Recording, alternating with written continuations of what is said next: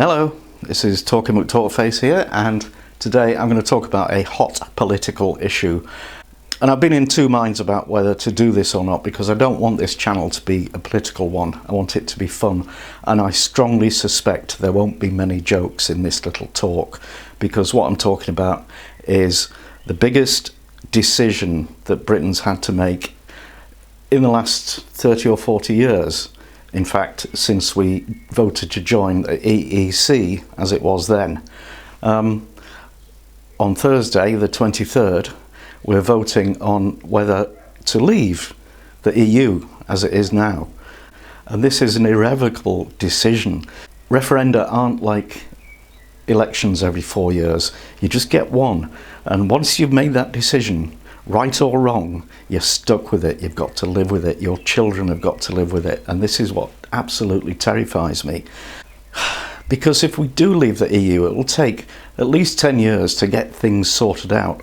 We will have almost instant recession.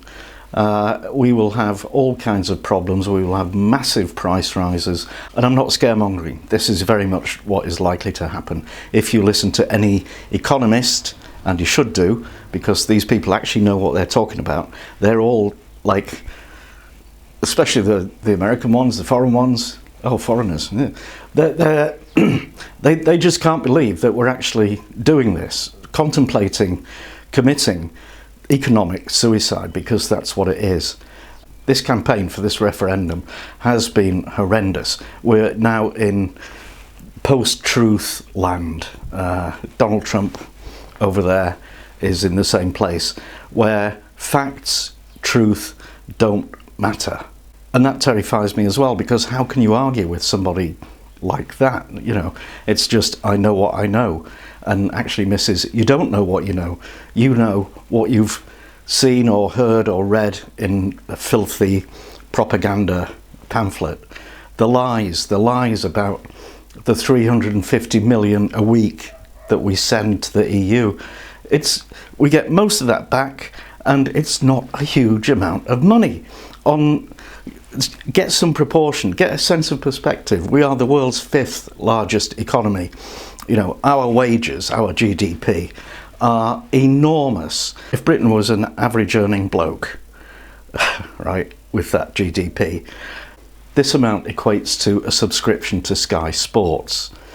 It's not a drop in the ocean, but it's not going to bankrupt us, and we get so much back from it. But we went to visit my dad over in East Yorkshire, and I was talking to the landlady of a pub, and she says, "So, Europe, in or out?" And I'm like, nobody's actually, I've never been asked that by somebody who's pretty much a stranger. So I said, "We're staying in."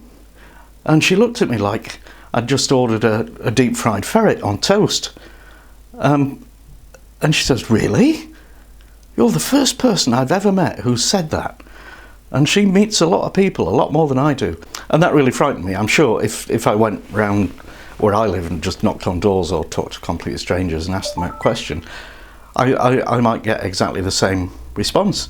In which case, we've got a problem, or we're going to have a problem. Anyway, I'm not going to be able to change your mind if you're going to vote out. But I would like you to consider the facts, the real facts. Go to infacts.org and just read some of their things. They refute every single lie that the Leave campaign has been putting out. And they do it, you know, in a straightforward, no messing, truthful kind of way, if you still care about truth. So wherever you decide to put your cross on Thursday, just make sure you're doing it, understanding what you're doing. Because I really, really think, you know, the Out campaign, most people supporting those have no clue what they're doing. Anyway, leavers, shut the door when you go. Tra. I told you there wouldn't be any jokes.